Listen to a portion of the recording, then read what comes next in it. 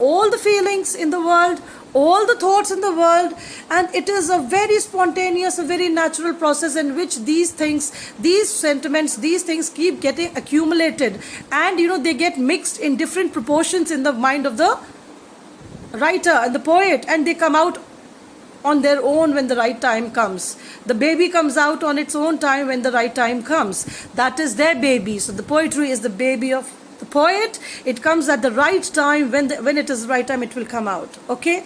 There is nothing like, Wordsworth is brooding, thinking and saying, oh my God, now the poetic lines are going to come in my mind. No, nothing like that. T.S. Eliot does not endorse this, and he calls it a complete depersonalization of your personality, in which he says, maybe there is a death in my family today and I'm writing the most joyous poem ever. Two things don't connect. Deepa Chaturvedi, the mother, the wife, the sister, the daughter, has got nothing to do with Deepa Chaturvedi, the creator, the poetess. Very clear in his mind. My personal problems, my personal happiness should not reflect in my poem. If I ask you, if I were in an open class and I would ask you, have you ever seen this happen? You have seen a Keats weeping because Fanny Brawne has left her. You've seen a Shelley say, oh, I fall upon the thorns of life, I bleed because his first wife has committed suicide, drowning herself in River Augustine. What does one do then? Is T.S. Eliot right? Yes, he is right. You have one master, Shakespeare, who wrote 36 plays and 150 sonnets. And remember, children, not one word in his literary plethora tells you about his personal life.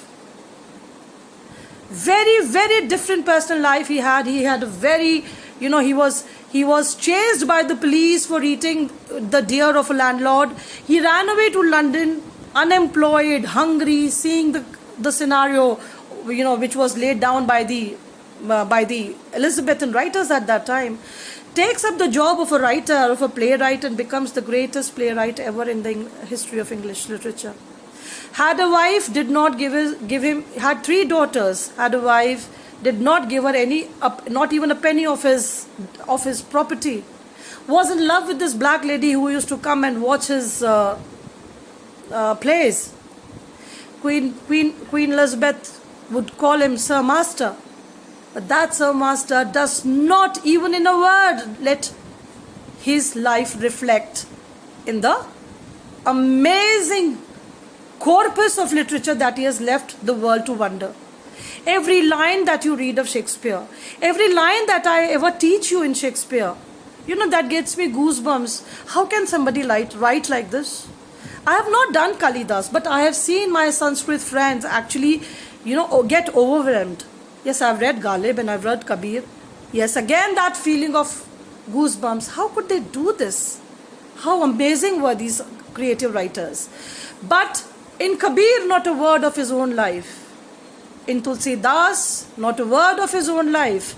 In Shakespeare, not a word of his own life. Whereas your romantics weep every day, taking their personal life into consideration, and they weep and they write the poetry. T.S. Eliot said, complete depersonalization of personality, where Deepa Chaturvedi, the lecturer, the teacher, the mother, the sister, the wife, whatever she is, has got nothing to do with Deepa Chaturvedi, the creator or the poet. And that is your theory of depersonalization. This is how amazing it is that you come from Aristotle's rules set by Wordsworth and Coleridge, when Wordsworth says spontaneous outburst of emotions recollected in the moments of tranquility, and then you have your T.S. Eliot, which says no emotions, no recollection, no tranquility. It is completely surrender of your personality to the art of writing, to the art of creating. Okay, and then you come to the later 20th century, where you have Derrida. I would not call it later 20th. In fact, yes, later 20th, of course. Derrida, deconstruction. Now, what is deconstruction? Amazing. Derrida comes and tells you, boss, no rules and regulations. This was Victorian England, where there were rules, where a woman was not sent out to the school. An English lady would stay at home to be taught literature. She would not be taught literature and mathematics, because that makes a woman conniving and thoughtful. We want a woman who's actually to be tamed. So she has to be wearing Victorian, your Deepa Chaturvedi ma'am wears Victorian clothes. All high collars and full sleeves she has to wear and stay at home and be taught at home. Victoria is not marrying, setting the highest ideals of purity and morality. And from then on comes the First World War and the most rapacious Second World War. And the world goes splinters. The world does not know what is happening to us. And then you have somebody writing, Look Back in Anger, where Ellison is going on ironing clothes and the husband is going on abusing and using abusive words towards marriage, towards the church. Okay, so that is modernism, where there was just a question, why has these wars to happen? We call ourselves very educated and very modern. Why did we have to fight like animals and kill each other till the world would come to an extinction? We were throwing atom bombs and hydrogen bombs at each other. We were trying to finish this world we are in. Modernism was all about why. The wars had shaken the inner conscience. And there was modernism who was saying, okay, whatever has happened. Now let us lay rules. Let us make a UNICEF and a UNO. And let us not fight. Let us have peace treaties. And then comes postmodernism. Because modernism is not working. Because we basically are cruel and vulgar and cheap by nature. Peace does not remain between the two of us for a long time. We are talking of nations being at peace with each other. So comes the postmodernist thought. And what is postmodernist thought? Boss, we are animals. Now, postmodernists don't say that. I am only relating to you how one has to understand postmodernism. They say nothing doing, no rules, nothing. Absolutely. I say Derrida's, if I have to explain Derrida, I will just say he says there has to be a center without there has to be a circumference without a center. Can you draw a circle without posting your compass on the board and then rotating the pencil? You can't. But that is what Derrida said. He said, deconstruct everything. Every institution has to be questioned.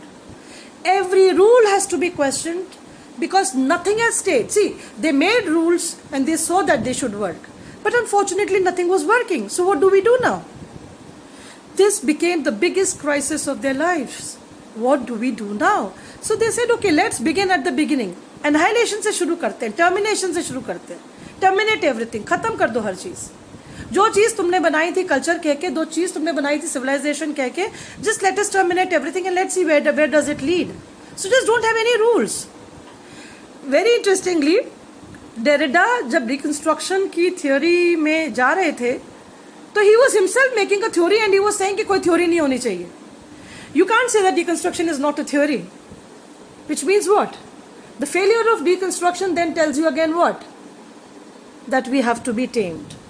That we have to have rules. That we have to have society. That we have to have family.